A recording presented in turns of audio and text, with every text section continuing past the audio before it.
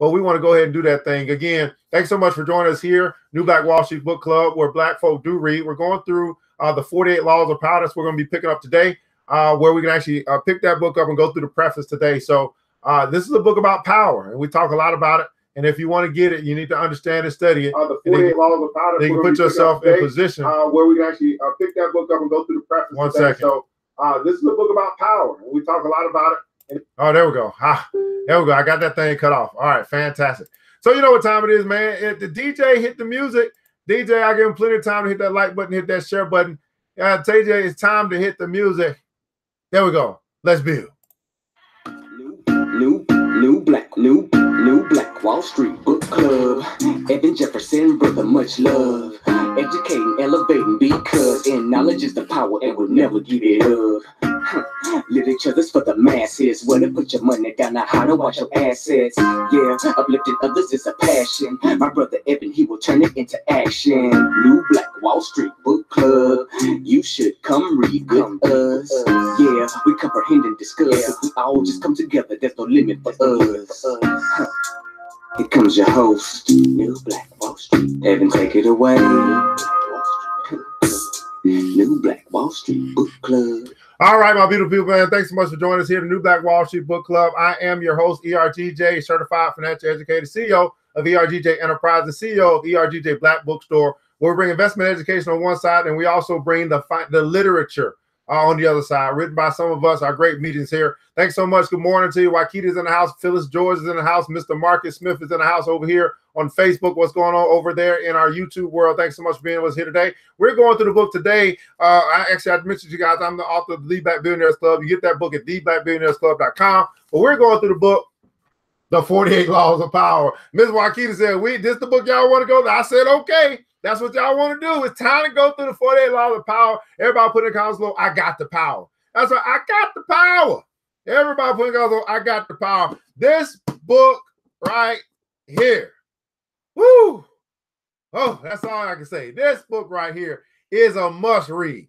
And so we're going through the 48 Laws of Power. We begin to understand some of the tactics that different positions play in this thing called hierarchy. Well, I've got the power. And what we're going to be doing today, we're going to be going through the preface. Really, as we begin to get into the book, we'll get into law number 1 tomorrow. We're just really going to go through the preface today. I've got the power. The 48 Laws of Power is written by Mr. Robert Greene. And here's the deal, guys. Black folk do read. You put in the book, we absolutely will find it. We're going to find some wonderful nuggets in the 48 Laws of Power. You see my book is all messed up. Get that book. I don't have them available at our store, but hey, they say want to go through it. That's what we're going to do. 48 Laws of Power on the back. It's Juice Elford's book. This best-selling book for those who want power, watch power, or want to arm themselves against power. Immoral, cunning, ruthless, and instructive, this piercing work distills 3,000 years of history of power into 48 well-explicated laws.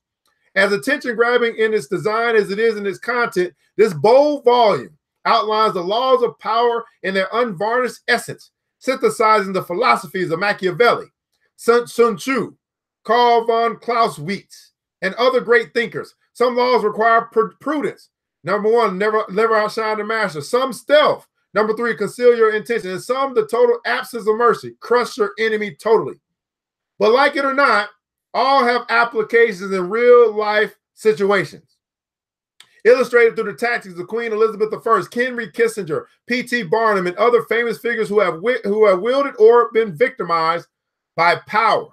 These laws will fascinate any reader interested in gaining, observing, or defending against ultimate control. Gaining, observing, or defending against ultimate control. In other words, when you know better, you should do better. And once you begin to understand power, you'll know how to gain it if that's what you desire to do. You'll know how to watch it or observe it if that's what you want to do. But then you'll also learn how to defend against it. In this book, they have scenarios, they have keys to power, and they also have reversals of that power. So depending on your disposition, it's going to be depending on how you use the information that you learn out of the 48 Laws of Power. That's right, the 48 laws of power. Now, let's get into the preface today. I got the power. The 48 laws of power. We'll get right into the preface, and then we'll pick up tomorrow on law number 1. Let's see what Mr. Greene has to say, or what the preface is about. It said the feeling of having no power over people and events is generally unbearable to us. When we feel helpless, we feel miserable. No one wants less power. Everyone wants more. Everybody put in the console, I want more. Everybody wants more. In the world today, however, it is dangerous to seem too power hungry, to be overt with your power moves. We have to seem fair and decent. So we need to be subtle, congenial, yet cunning, democratic, yet devious. This game of constant duplicity most resembles the power dynamic that exists in the scheming world of the old aristocrat court. Throughout history, a court has always formed itself around the person in power, the king, the queen, emperor, or leader. The courtiers who filled this court were in especially delicate positions. They had to serve their masters, but if they seemed to fawn, if they curried favor too obviously, the other courtiers around them would notice and would act against them. Attempts to win the master's favor then had to be subtle. Everybody put in the comments below, subtle. And even skilled courtiers capable of such subtlety still had to protect themselves from their fellow courtiers, who at all moments were scheming to push them aside. Crabs in a barrel. Meanwhile, the court was supposed to represent the high of civilization and refinement. Violent or overt power moves were frowned upon. Courtiers would work silently and secretly against any among them who used force. This was the courtier's dilemma. While appearing the very paragon of elegance, they had to outwit and thwart their own opponents in the subtlest of ways. The key word being subtle. Subtle. I forgot where I was at.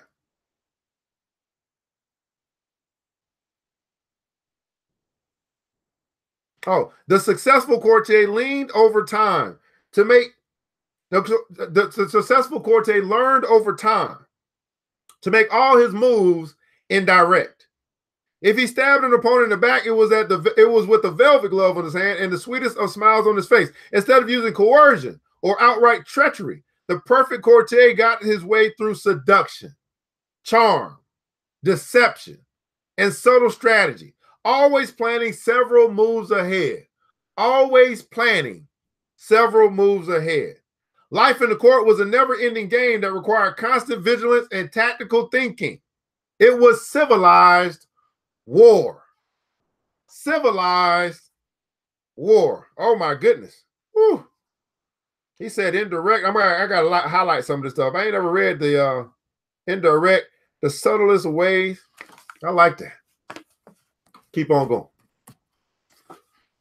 Today, we face a peculiar similar paradox to that of the courtier. Everything must appear civilized, decent, democratic, and fair. But if we play by those rules too strictly, if we take them too literally, we are crushed by those around us who are not so foolish. As great Renaissance diplomat and courtier Niccolo Machiavelli wrote, any man who tries to be good at all the time is bound to come to ruin against the great number who are not good. The court imaged itself the pinnacle. The court imagined itself the pinnacle of refinement, but underneath its glittering surface, a cauldron of dark emotions, greed, envy, lust, hatred, boiled and simmered.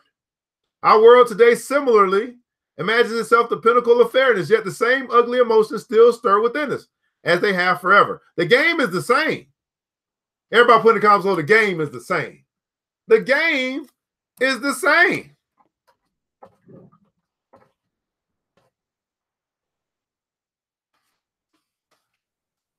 The game is the same. Outwardly, you must seem to respect the niceties and to do as Napoleon advised. Place your iron hand inside of a velvet glove. If, like the courtier of times going by, you can master the arts of indirection, learning to seduce, to charm, to deceive, and subtly outmaneuver your opponents, you will attain the heights of power. You will be able to make people bend to your will without their realizing what you have done. And if you do not realize what you have done, they will neither resent. If they do not realize what you have done, they will neither resent nor resist you. The game is the same. Let me check my other wall here. What's going on, beautiful people? Thanks so much for joining here, YouTube. To some people, the notion of consciously playing power games, no matter how indirect, seems evil, a social, a relic of the past. They believe they can opt out of the game by behaving in ways they have nothing to do with power. You must beware of such people, for while they express such opinions outwardly, they are often among the most adept players at power. They utilize strategies that cleverly disguise the nature of their manipulation involved. These types, for example, will often display their weakness and lack of power as a kind of moral virtue. But true powerlessness, without any motive of self-interest, would not publicize its weakness to gain sympathy or respect. Making a show of one's weakness is actually a very effective strategy, subtle and deceptive. The game of power, see law number 22, surrender tactic. Another strategy of the supposed non-player is to demand equality in every area of life. Everyone must be treated alike, whatever their status and strength. But if, to avoid the taint of power, you attempt to treat everyone equally and fairly, you will confront the problem that some people do certain things better than others. Treating everyone equally means ignoring their differences, elevating the less skillful and suppressing those who excel. Again, many of those who behave this way are actually deploying another power strategy, redistributing people's rewards in a way that they determine. Damn. Woo, Lord Jesus. Yet another way of avoiding the game would be perfect honesty and straightforwardness, since one of the main techniques of those who seek power is deceit and secrecy. But being perfectly honest will inevitably hurt and insult a great many people. That's me. He's talking to me. Oh, Lord, he must be talking to me. But being perfectly honest will inevitably hurt and insult a great many people, some of whom will choose to injure you in return. No one will see your honest statement as completely objective and free of some personal motivation, and they will be right. In truth, the use of honesty is indeed a power strategy intended to convince people of one's noble, good-hearted, selfless character. It is a form of persuasion, and even a subtle form of coercion. Oh, my goodness. Woo, Lord Jesus. Well, I mean, what we going to do? I mean, you're just going to have to play the game. Wow. Finally, those who claim to be non-players. Those who claim to be non-players of the game of power. Everybody put in the console power. The game of power may affect an air of naivety to protect them from the accusation that they are after power. Beware again. However, for the appearance of naivety can be an effective means of deceit to appear to seem dumber than you look. And even genuine naivety is not free of the snares of power. Children may be naive in many ways, but they often act from an elemental need to gain control over those around them. Children suffer greatly from feeling powerless in the adult world, and they use any means available to get their way. Genuinely innocent people may still be playing for power and are often horribly effective at the game, since they are not hindered by reflection. Once again, those who make a show or display of innocence are the least innocent of all. Those who make a show or display of innocence are the least innocent of all. I told y'all. Y'all sure y'all want to read this book? Oh my goodness! I told y'all. I told you.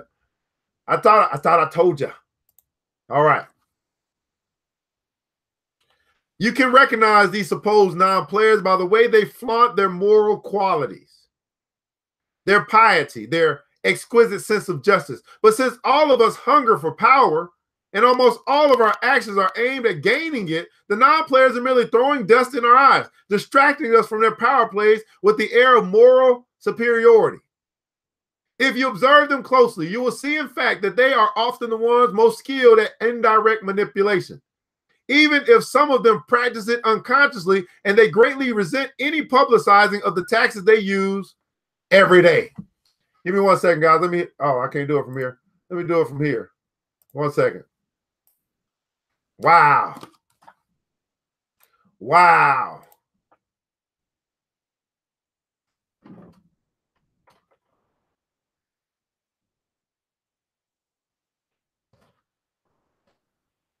All right. Get back to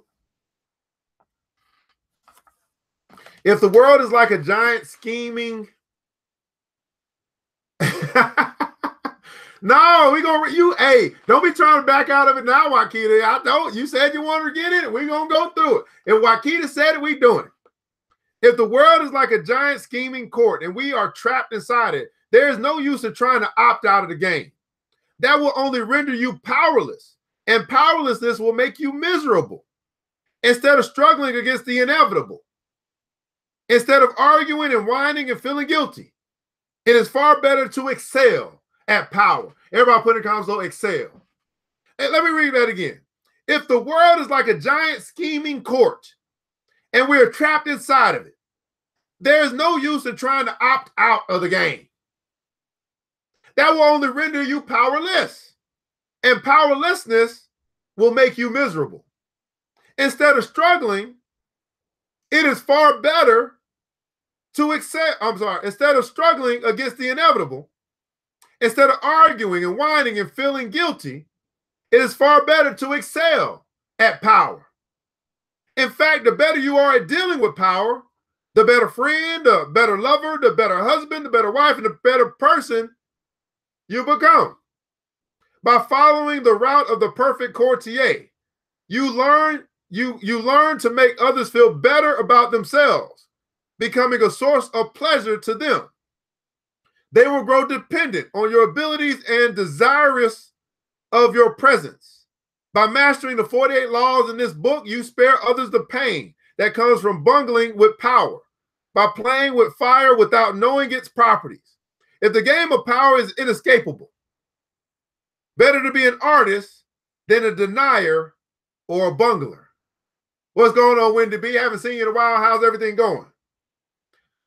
Now, learning the game of power requires a certain way of looking at the world, a shifting of perspective.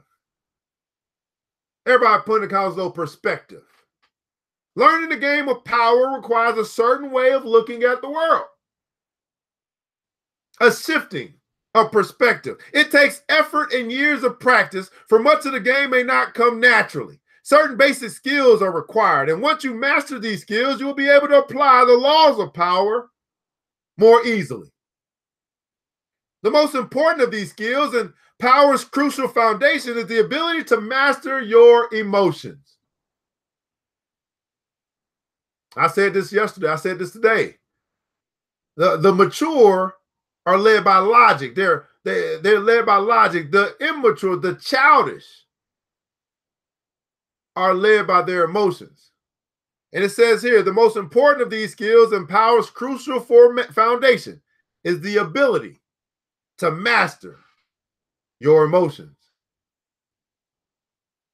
An emotional response to a situation is the single greatest barrier to power. A mistake that will cost you a lot more than any temporary satisfaction you might gain by expressing your feelings. When's the last time there was a situation in your life where you lost it, you flipped, you were not in control of your emotions? I want you to think about when the last time you was in a situation where you got out of control of your emotions, and how did that play out? Not something for you to write, something for you to think about. The last time I lost control, or the last time I wasn't in control of my emotions, man, it wasn't good. It was not good.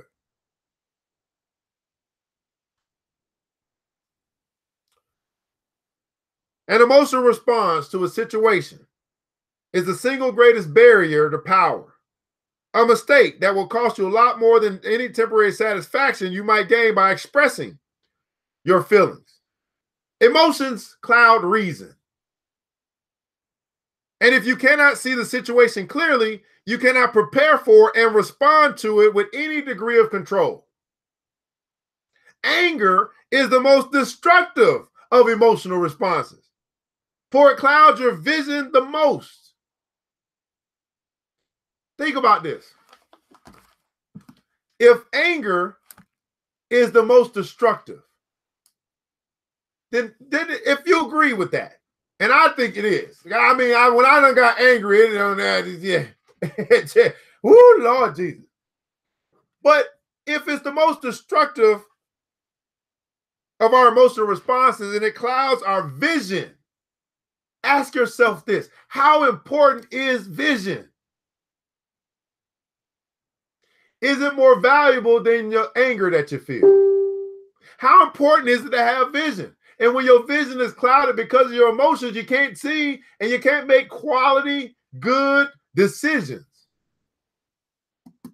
Is there any wonder why the television is filled with fear to make people angry? Because the television, a vision is more concerned with you capturing their vision than your own vision.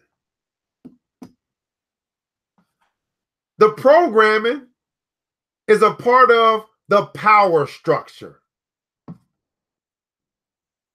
to keep you and I at bay. Are we going to learn today? Oh, we absolutely go learn today. And we're going to be learning a whole bunch about power. Anger is the most destructive of emotional responses, and it clouds your vision the most. It also has a ripple effect that invariably makes situations less controllable and heightens your enemy's resolve. If you are trying to destroy an enemy who has hurt you, far better to keep him off guard by feigning friendliness than showing your anger. Love and affection are potentially destructive in that they blind you to the self-serving interests of those whom you least suspect of playing a power game. You cannot repress anger or love or avoid feeling them, and you should not try to. But you should be careful about how you express them. And most important, they should never influence your plans and strategies in any way. Related to mastering your emotions is the ability to distance yourself from the present moment and think objectively about the past and the future, like Janus, the double-faced Roman deity and guardian of all gates and doorways. You must be able to look in both directions at once to better handle danger from wherever it comes. Such is the face you must create for yourself. One face looking continuously to the future and the other to the past. For the future, the motto is no days unalert. Nothing should catch you by surprise because you're constantly imagining problems before they arise. Instead of spending your time dreaming of your plan's happy ending, you must work on calculating every possible permutation and pitfall that might emerge in it. The further you see, the more steps ahead you plan, the more powerful you become. Oh, we got to write that one down. The further you see,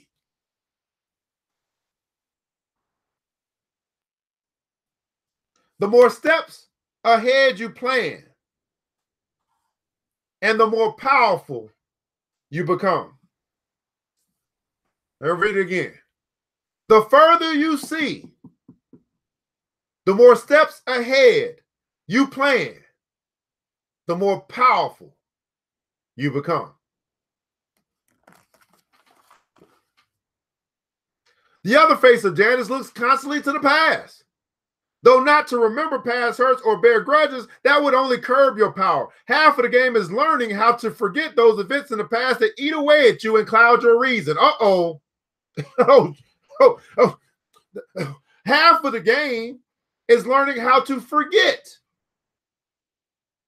Everybody put in the console, learn to forget. Learn how to forget. It's learning how to forget those events in the past that eat away at you and cloud your reason. The real purpose of backwards glancing eye is to educate yourself constantly. You look at the past to learn from those who came before you. The many historical examples in this book will greatly help that process. Then, having looked to the past, you look closer at hand to your own actions and those of your friends. This is the most vital school you can learn from because it comes from personal experience. Having looked to the past, you look closer at hand to your own actions and those of your friends. This is the most vital school you can learn from because it comes from personal experience. What is this saying, guys? Don't just be a hoarder of knowledge, of more info. Don't just be a learner in school or the university. Be a learner of life.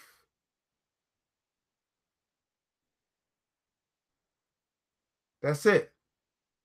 Experience, wisdom. Be a learner of life.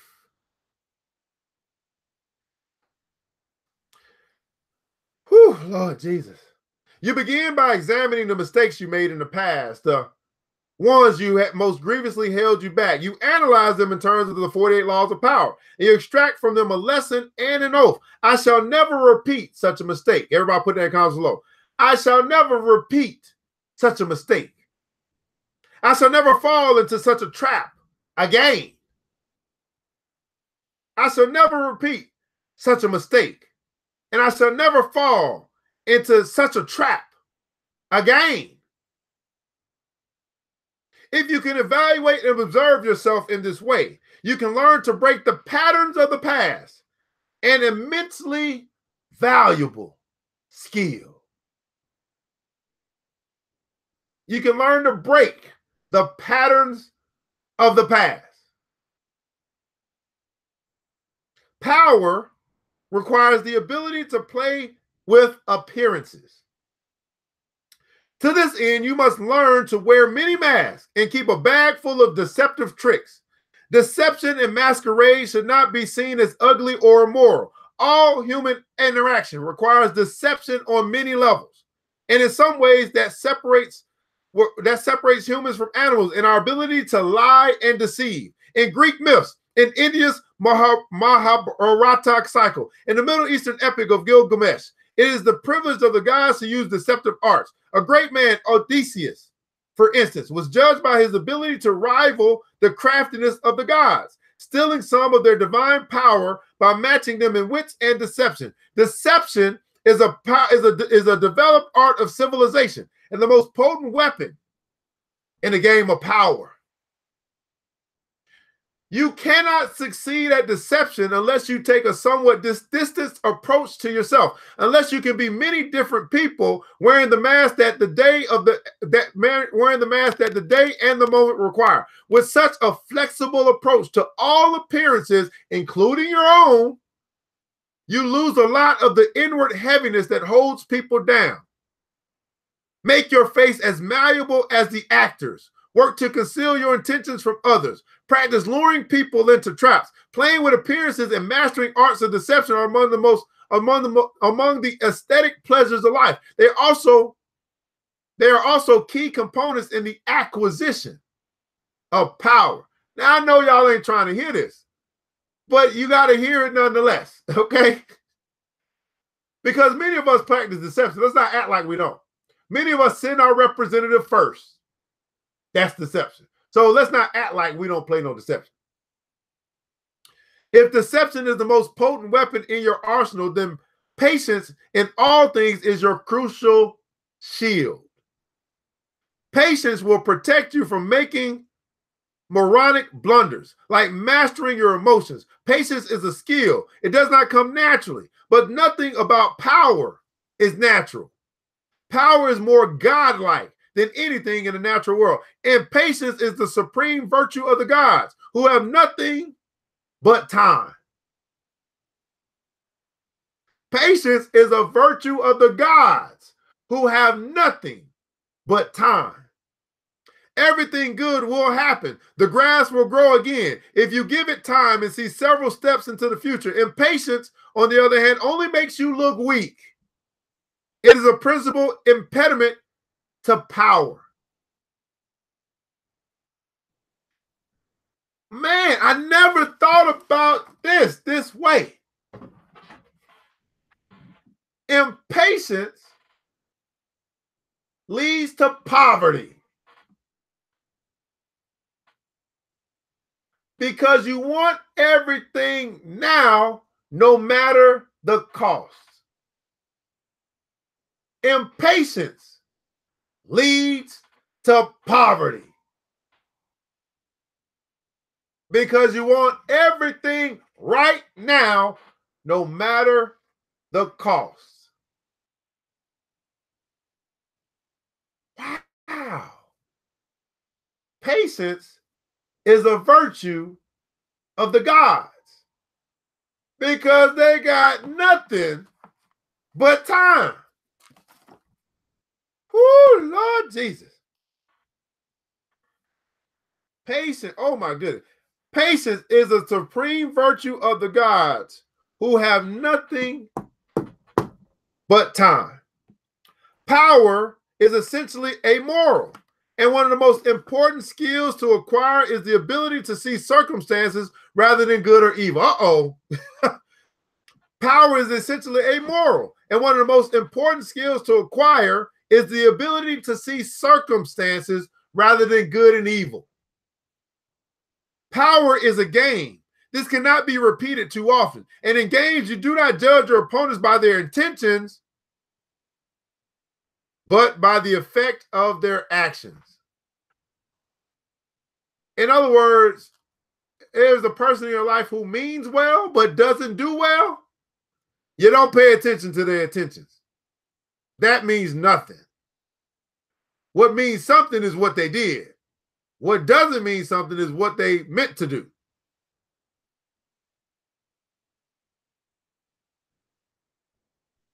You measure, oh my God, in a game, you do not judge your opponents by their intentions, but by the effect of their actions. You measure their strategy and their power by what you can see and feel. How often are someone's intentions made the issue only to cloud and deceive?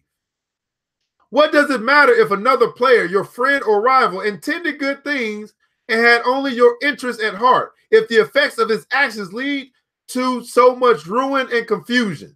It is only natural for people to cover up their actions with all kinds of justifications, always assuming that they have acted out of goodness. Listen to this. It is only natural for people to cover up their actions with all kinds of justification. Woo, Lord Jesus. What did you get us into, Rakita? Lord, Lord, Lord. You done got us into some trouble. Rakita. You must learn to inwardly laugh each time you hear this and never get caught up in gauging someone's intentions and actions through a set of moral judgments that are really an excuse for the accumulation of power. It is a game.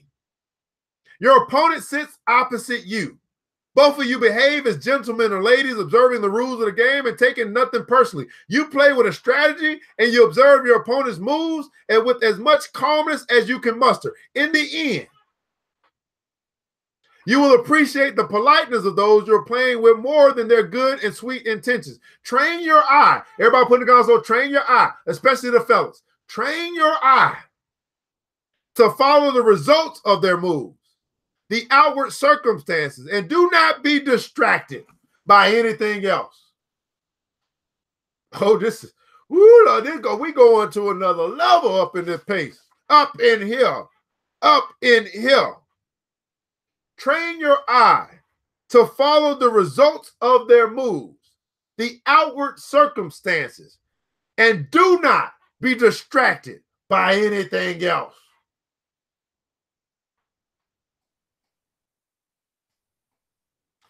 Half of your mastery of power comes from what you do not do, what you do not allow yourself to get dragged into. For this skill, you must learn to judge all things by what they cost you. As Nietzsche wrote, the value of a thing sometimes lies not in what one attains with it, but in what one pays for it, what it costs us. Perhaps you will attain your goal, and a worthy goal at that. But at what price? Apply this standard to everything, including whether to collaborate with other people or come to their aid. In the end, life is short. Opportunities are few, and you only have so much energy to draw on. And in this sense, time is as important a consideration as any other. Never waste valuable time or mental peace of mind on the affairs of others. That is too high a price to pay. This right here is a lesson for the masses. What? And in this sense, time is as important a consideration as any other. Never waste valuable time or mental peace of mind on the affairs of others. In other words, mind your own damn business. Okay, let's just get it out. I just had to get it out. I'm sorry. Mind your own business. Sometimes you just gotta look and be like, what's going on, Daik, Kareem from Iraq? Sometimes you just gotta say, that ain't got nothing to do with me. That ain't my business. Y'all go handle that. I'm gonna be over here doing this other thing with my time because that ain't got nothing to do with me over there. Mind your business. Power is a social game. To learn and master it, you must develop the ability to study and understand people. As the great 17th century thinker and courtier Balthasar Gracian wrote, many people spend time studying the properties of animals or herbs. How much more important it would be to study those of people with whom we must live or die. To be a master player, you must be a master psychologist. You must recognize motivations and see through the cloud of dust with which people surround their actions. An understanding of people's hidden motives is the single greatest piece of knowledge you can have in acquiring power. It opens up endless possibilities of deception, seduction, and manipulation. Now, here's the thing, guys. I know you don't like these words, but these words are not bad. I mean, it's just how we take them. I mean, listen, it's a social game. An understanding of people's hidden motives is the single greatest piece of knowledge you can have in acquiring power. It opens up endless possibilities of deception, seduction, which women, y'all do it all. Seduction, come on. Let's not act like you and I, men and women, we ain't use the art of seduction. Casanova, he and Romeo and been friends. Can't you see how much I really love you? Want to sing it to you time and time again. Oh, Casanova. And manipulation. People are often of infinite complexity, and you can spend a lifetime watching them without ever fully understanding them. So it is all the more important then to begin your education now. In doing so, you must also keep one principle in mind. Never discriminate as to whom you study and whom you trust. Never trust anyone completely and study everyone, including friends and loved ones. Everybody put in the comments below, study everybody.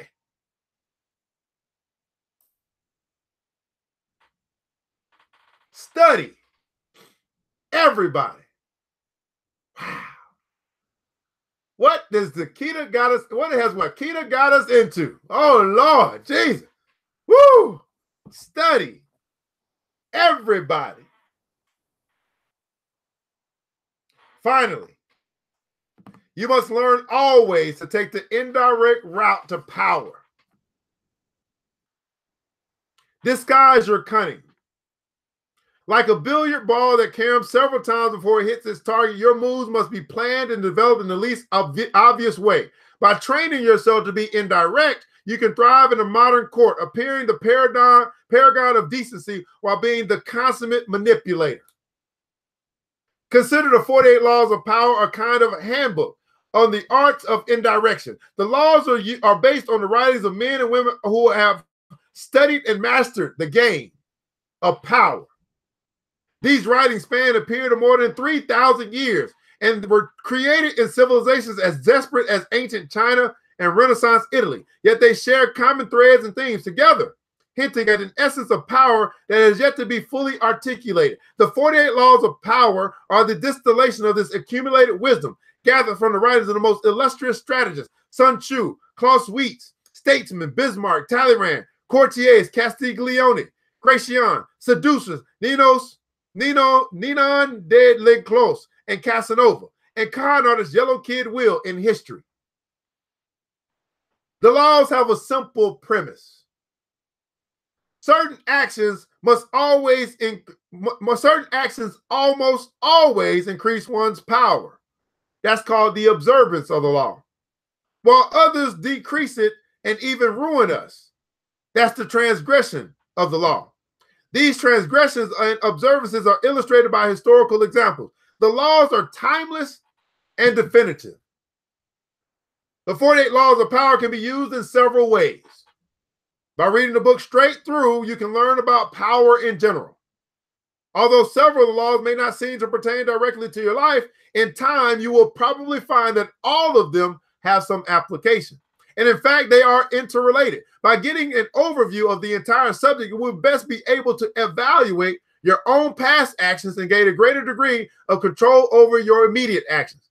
A thorough reading of the book will inspire thinking and reevaluation long after you finish it.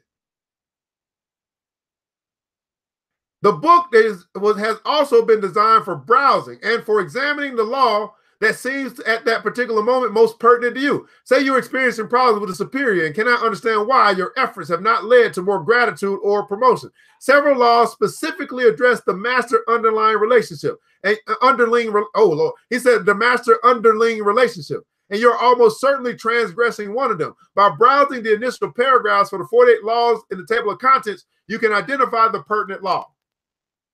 Finally, the book can be browsed through and picked apart for entertainment, for an enjoyable ride through the foibles and great deeds of our predecessors in power. A warning, however, for those who use the book for this purpose: it might be better to turn back. Power is endlessly seductive and deceptive in its own way.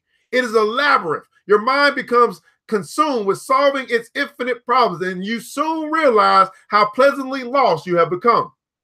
In other words, it becomes most amusing by taking it seriously. Do not be frivolous with such a critical matter.